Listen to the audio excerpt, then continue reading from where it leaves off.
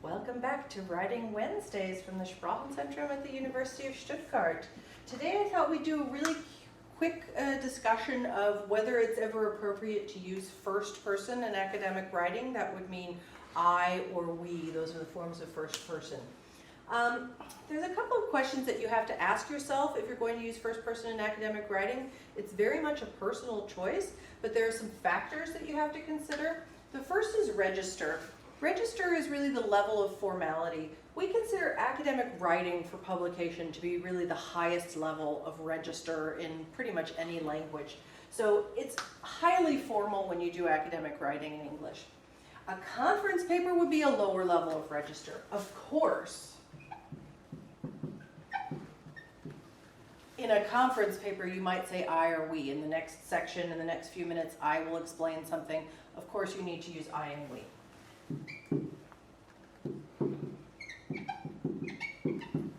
In a thesis, you may be using I or we, it really depends. In a journal article, you may use I or we, but it really depends on the context. That's what we're going to see next. The second consideration is what field you're in, and these can vary extremely widely. There are trends and cultures in individual fields. In the humanities, social sciences, liberal arts, we tend to be more on the relaxed edge of what's allowed in academic writing. So you do see in humanities or liberal arts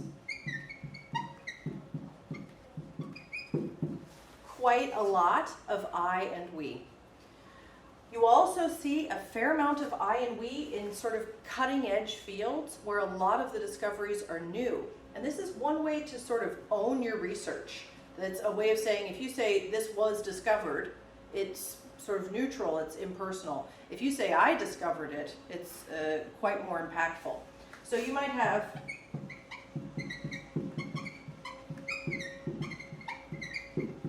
if you're in computer science or some other field, if you're working with artificial intelligence, if you're working with self-driving cars, all of those types of things, you're probably going to see some amount of I and we.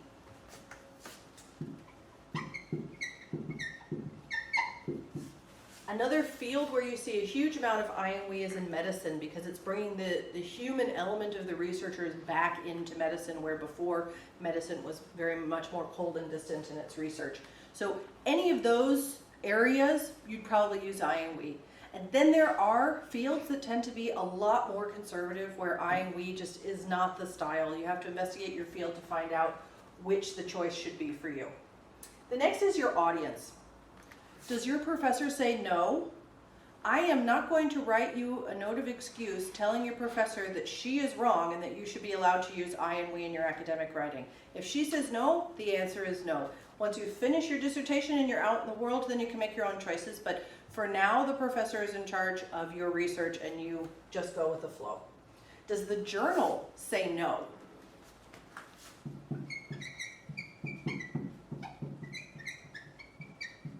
If you're trying to publish in a particular journal and they don't allow the use of I and we, then just don't do it. Then you won't have a problem.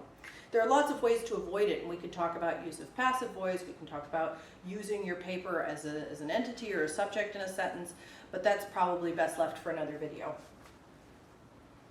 The best way to find out whether I and we is allowed in a journal is to, 1, read the guidelines for submission, and 2, read the last couple of editions of the journal and see if people are using I and we. Luckily with PDFs you can just search through it and see what you can find. If I and we isn't so much the scene in that journal, then just skip it. It's more trouble than it's worth. We say a lot in English, sometimes you have to decide where to pick your battles. If I and we is so important to you that you're willing to fight that fight, then go for it. But there are so many other struggles in the life of an academic writer and a researcher, I wouldn't make a war out of it unless you really feel strongly. The next question, and this is extremely important. Let's say we've decided to use we. What do you mean by we?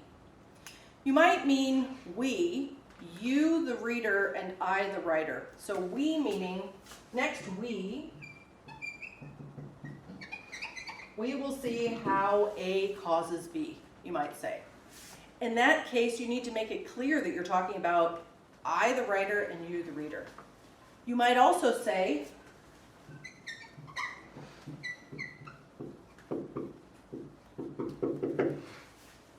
we, the research team, found something, in which case you need to make it clear who you mean. You might also use we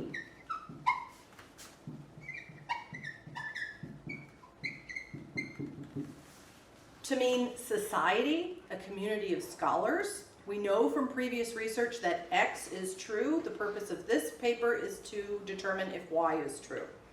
But you need to make sure, if you've chosen to use we, that you're going to use it responsibly. I and we are pronouns. Pronouns stand in for nouns. We stands in for you and I, for you, I, and Samuel. It could be anybody. So you have to make sure you define who it is. So just to review, how formal do you want to be? What field are you in? Who's your audience? And who do you mean by I and we when you're using that in your academic writing? And you always have to remember, if this is a master's thesis or a dissertation, it's a single author work. So you must define who you mean. There is only I in a thesis when you're talking about the author. It's not we, the research team, all writing the thesis together. It cannot be. There's no multi-author dissertation.